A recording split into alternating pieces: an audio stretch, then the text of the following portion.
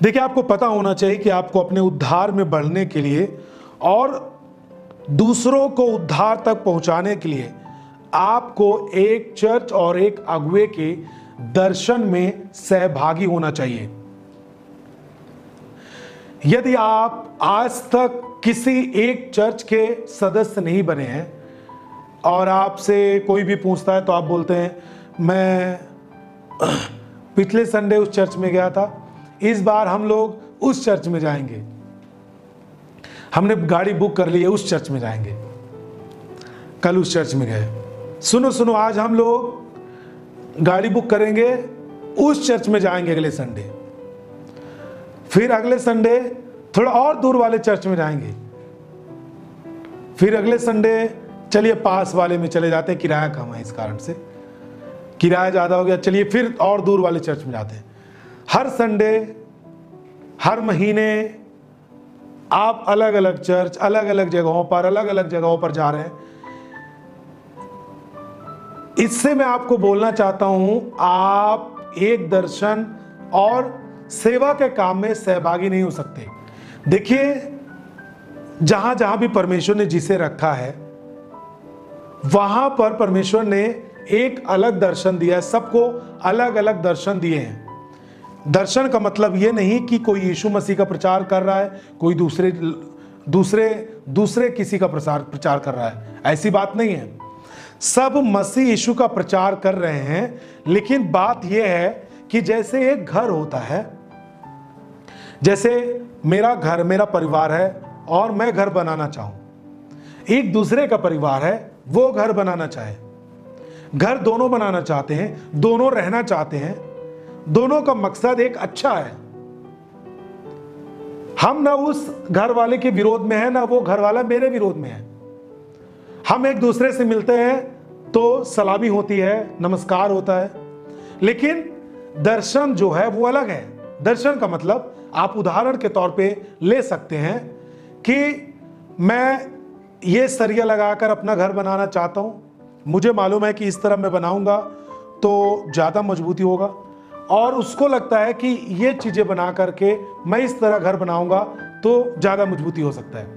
मैं सोचता हूं कि मेरे घर का द्वार जो है वो इस तरफ हो, है ना, पूर्व की तरफ हो, ताकि मेरे घर में परिवार को आने जाने में कोई दिक्कत ना हो।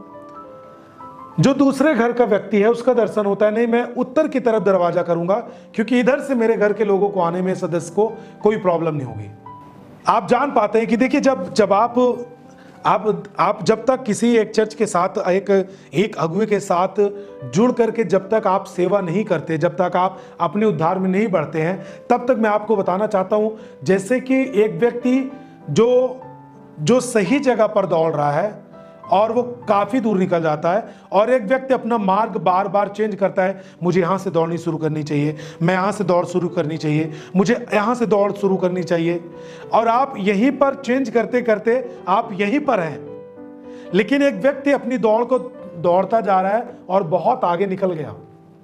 ऐसे ही होता है। हालेलुया। आपको एक दर्शन में सहभागी होना पड़ेगा।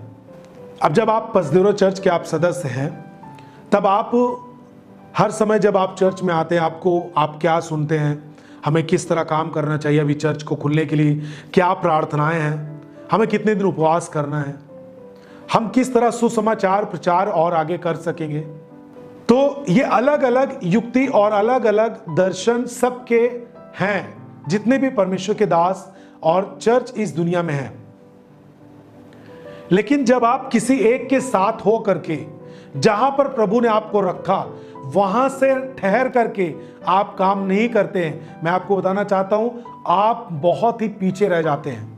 आपसे जब लोग पूछते हैं कि आप किस चर्च के हैं, आप किस चर्च के हैं, इसका मतलब ये नहीं कि आप मसीह के नहीं हैं। बहुत सारे लोग बोलते हैं, आज लोग बोलते हैं कि मैं इस चर्च का हूं, आज लोग ये कहना भूल गए हैं कि मैं यीशु का हूं। ऐसी बात नहीं है। जो चर्च में बढ़ता है, चर्च की संगति में बढ़ता है, वो मसीह यीशु में बढ़ता है। हालेलुया। जब आप लोग आपसे पूछते हैं कि आप किस चर्च के हैं, तो आपका उत्तर क्या होता है? नहीं भैया, हम यहां पे जाते हैं 1 महीने से, अभी हमारा चर्च बंद है, तो हम वहाँ का लाइव भी नहीं अटेंड करते, सरमन वचन नहीं सुनते, न वहाँ पर जाते हैं अभी कभी, और हमने ये चर्च ज्वाइन कर लिया है। अब जब हमारा चर्च खुलेगा, जब वो चर्च खुलेगा, तब हम वहाँ फिर जाएंगे। अब एक बात बताइए, इस तरह से क्या आप चर्च के साथ विश्वास योग्य रह पाए?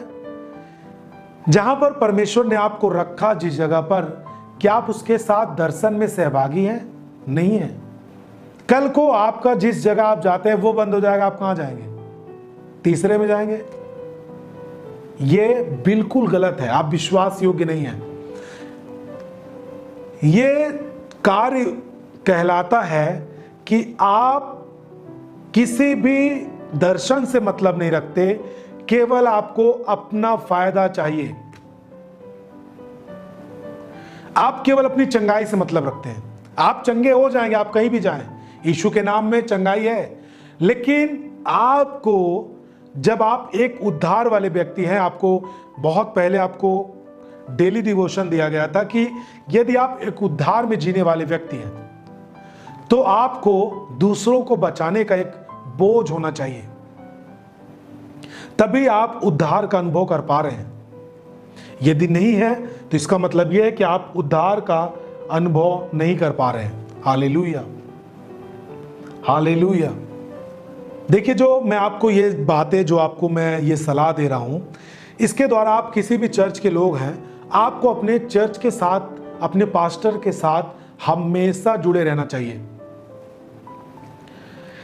देखिए, जब आप इधर उधर भागने वाले व्यक्ति होते हैं, आप एक जगह नहीं ठहरते हैं और आप कहीं पर भी जाना आपको पसंद होता है। आज अपने चर्च के लाइव को आप अटेंड कर रहे हैं, फिर आप चलिए आज इनका लाइव देखते हैं हम लोग। आज पूरा कुछ लोग होते हैं इस चीज़ में अगुवाई करते हैं और मिल करके दूसरे चर्च का लाइव देखते हैं। फिर आइए हम इस चर्च का लाइव देखते हैं, ये बहुत अच्छा है। फिर आइए हाँ ये वाला देखते हैं। इस तरह से आप कुछ भी बढ़ नहीं पाते, आपका कोई भी मिशन नहीं होता परमेश्वर के कार्य का। इस तरह से आपकी जिंदगी खराब हो जाती है। मुझे मालूम है, एक व्यक्ति था, एक लड़का था हमारे यहाँ, ऐसे कई लोग और हैं जिनको हमने देखा कि किस तरह वो अपने जीवन को एकदम अलग कर लिए हैं। यहीं से सुसमाचार पाया, यहीं से प्रभु में बढ़ रहा था, बाइबल स्कूल किया, लेकिन वो कहता था कि मेरे जो अगुवे हैं, जो मेरे आत्मिक पिता हैं, जिनकी अगुवाई में मैं चलता हूं, मैं पसदेवरा चर्च के पास्टर को नहीं मानता, मैं और किसी को मानता हूं, मैं ऑनलाइन देखता हूं दूसरी जगह का। यहीं पे आता हर थर्सडे को, हर संडे को, यहीं पर स्कूल किया, यहीं पे सुसमाचार पाया। लेकिन उसका मानना था कि मैं एक किसी ऐसे पास्टर की अगुवाई मैं अपना आत्मिक पिता स्वीकार करूं जिसे ज्यादा लोग जानते हैं। मैं आपको बताना चाहता हूं, मसीह में आत्मिक उन्नति के लिए कोई भी कदम शौकीन नहीं होता, ना उतावलीपन में होता है। यदि आप शौकीन हैं और शौक के मारे आप अपने चर्च को बदलते हैं, शौक के मारे, आपके चर्च में अच्छी टीचिंग होती है फिर भी आप उसे छोड़ते हैं, आपका पास्टर अच्छी टीचिंग देता है, आपकी खबर रखता है, आपके लिए प्रार्थना करता है, उसके पास भी लोगों को बचाने के लिए, उद्धार के लिए एक मिशन है, आप उसमें हिस्सा नहीं लेते, फिर भी आप उसे छोड़ते हैं, आप अलग होते हैं, आप विख्यात या फिर कुछ अपने शौक से या फिर अपनी क्या कहते हैं उसे, एक उतावली से आप अपना चर्च या फिर आप अपने अगुवे को चेंज करते हैं। यह आपके लिए खतरनाक है। मसीह आपको ये बातें नहीं कहने के लिए करता, ना मसीह को ये बातें पसंद हैं। यदि आप एक चर्च के साथ, एक अगुवे के साथ नियमित होकर के मिशन में काम नहीं करते, उद्धार में बने नहीं रहते हैं, मैं आपको बताना चाहता हूं, जब उस चर्च पे आपको सताव देखने को मिलेगा, आप उसे छोड़कर दूसरे में चले जाएंगे। इसका मतलब यह है कि आप धोखा देने वाले लोग हैं। आप केवल अपने फायदे के लिए काम करते हैं, और इसमें बहुत सारे लोग अपना फायदा भी उठाते हैं। बहुत सारे लोग बोलते हैं कि अभी तुम्हारा चर्च बंद है, अभी मेरे पास आओ ताकि तुम भटको ना। मैं आपको बोलना चाहता हूं,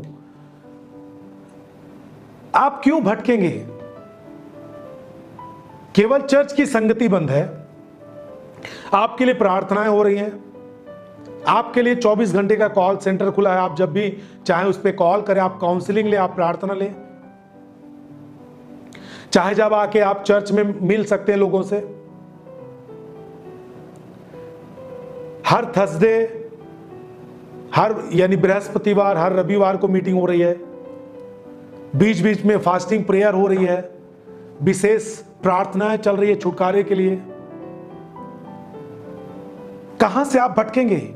ये जो लोग हैं वो आपको अपने अगुवे से, अपने मिशन से आपको दूर करना चाहते हैं। ऐसे लोगों से सावधान रहें। यदि आप एक प्रभु के लोग हैं, अपने पास्टर के सताव के समय में आप उसके लिए लव लगाकर प्रार्थना करें। जब आज आप चर्च बंद और आप कल को दूसरे चर्च में आप जाकर के आप अटेंड करते मीटिंग, इसका मतलब धीरे धीरे आप अपने पास्टर, अपने चर्च को भूल जाएंगे जिसमें आप जाते थे, जिसके आप सदस्य थे। ना उसके लिए आप प्रार्थना करेंगे, ना वहां के लोगों के बचाव के लिए प्रार्थना करेंगे, ना आप उस दर्शन के सहभागी रहेंगे, ना अपना बीज वहां भेजेंगे आप, ना अपनी ऑफरिंग वहां पर आप भेजेंगे।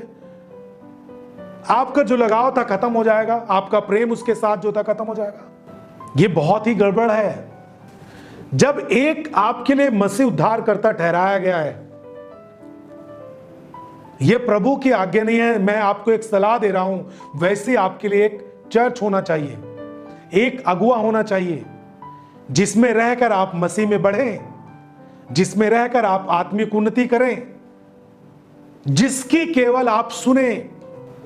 जब आप उसकी नहीं सुनेंगे वो आपको अच्छा नहीं लगेगा। जब आप उसकी नहीं सुनेंगे तब आप उसके मिशन को, आप उसके दर्शन को समझ नहीं पाएंगे। अभी चर्च बंद है और जब आप मीटिंग को अटेंड नहीं करेंगे, चर्च में आकर के आप किसी से मिलेंगे, तो आपको कैसे पता होगा कि अब आपको किस विषय पे प्रार्थना करनी है? अब चर्च ऐसे थोड़ी ना रहेगा कि बंद रहेगा हमेशा, परंतु युक्ति की जा रही है। जब आप यहां पर आएंगे, जब आप लाइव मीटिंग में अटेंड होंगे, जब आप सुनेंगे, तभी आप समझ पाएंगे कि अब मेरे चर्च से मुझको क्या संदेश मिल रहा है, अब मुझे किस विषय पे प्रार्थना करनी है, अब मुझे क्या करना होगा। जिस तरह आपको जरूरत होती है एक पास्टर की और उसके प्रार्थनाओं की आपके ऊपर, जिस तरह आपको एक पास्टर की, अपने अगुवे के ले हैंड प्रेयर की आपके ऊपर जरूरत होती है, आप चाहते हैं कि एक पास्टर, मेरा अगुआ मेरे लिए प्रार्थना करे, मुझे वचन दे, वैसे ही एक अगुआ हमेशा चाहता है कि मेरी सेवकाई के लोग, मेरे चर्च के सदस्य, मेरे एक एक भेड़े, मेरे एक एक विश्वासी मेरे दुख सुख में मेरे साथ खड़े रहें। जैसे आपको प्रार्थना की सपोर्ट चाहिए, वैसे आपके अगुवे को प्रार्थना की सपोर्ट चाहिए। जब आप एक दर्शन में सहभागी नहीं रहेंगे, तब मान लीजिए आपके चर्च में आज कुछ हुआ और आप, चर्च चाहता है कि मेरे 20,000, 50,000 जो लाखों लोग चर्च के सदस्य हैं, कहीं से भी हैं, 2 दिन के अंदर सबको इकट्ठा होना है। यदि मान लीजिए इकट्ठे होने की बात हो गई कि आज शाम को सबको इकट्ठा होना है, और आप अलग अलग दर्शन में आज अपने पास्टर को सुन रहे हैं, कल दूसरे को सुन रहे हैं, परसों तीसरे को सुन रहे हैं, 1 महीने बाद फिर आपको मन आया तो अपने पास्टर की आपने सुन ली, तो आप कभी भी एक दर्शन नहीं हो पाएंगे, एक मन नहीं हो पाएंगे, और आप चर्च में इकट्ठे भी नहीं हो पाएंगे। हालेलुया। आपको परमेश्वर ने आपके चर्च से इसलिए जोड़ा है ताकि आप हमेशा जुड़े रहें, दर्शन को पकड़ें कि परमेश्वर के दास, हमारे आत्मिक पिता किस विषय पर प्रार्थना करने के लिए आपको बोलने वाले हैं। अब मुझे चर्च के लिए क्या करना है? अब मुझे चर्च के लिए उपवास करना है? अब मुझे चर्च को जाना है कल को चर्च के लिए सपोर्ट में खड़ा होना है? कैसे आपको पता चलेगा? जब आप सुनेंगे, एक मन रहेंगे, एक चित्त रहेंगे, तभी तो होगा।